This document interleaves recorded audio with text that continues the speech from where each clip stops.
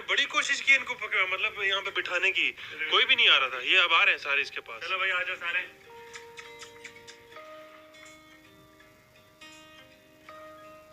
ये जो दो चिड़िया ना दोस्तों ब्लैक वाली, इनके सब साथियों को हमने आजाद कर दिया था, आपको याद होगा।